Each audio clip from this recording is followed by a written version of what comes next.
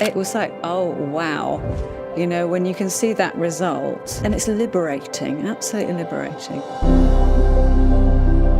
My name is Isabel Kershaw, and it was about 9 years ago that I really thought I have to get my nose sorted out. It has been the bane of my life since I was about 15, you know, being bullied and everything.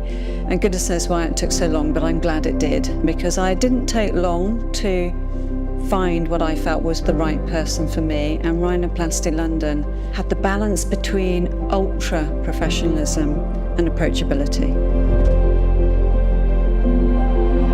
I think it's just when I was going through being a teenager, which is difficult enough, and my nose was changing, and I've got siblings, their noses stayed the same, but mine was hooking and deviating, and you know, I got bullied, I got called a witch and all sorts of things. And be open, one time I did take a hammer to my nose because I was so upset with how it made me feel, and I couldn't angle myself, or I had to make sure I angled myself in a certain way so that the hook, it made me look very severe. And as I got older, it was getting worse. Sometimes it looked okay. In my 30s, I put up with it. But as I was getting older and I had my rhinoplasty mid-40s, I just thought, I can't, it's going to get worse, but I didn't want to live with it anymore.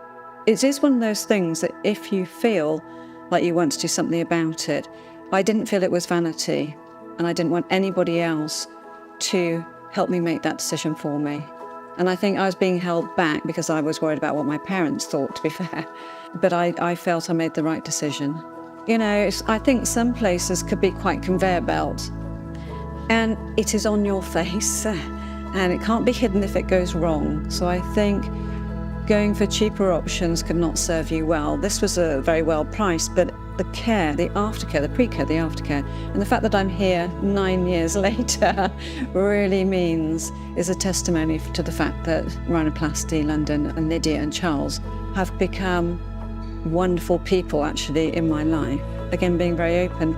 I then went through a divorce after, and one thing I did say was, thank goodness I got my nose done, because I'm going to feel confident as I get back out there again. And Lydia's been on that journey with me to help me and support me. Well, it's like when you go for anything, you go with a thought process of what you want to achieve, and I think it's the bonding process with that person who's going to look after you.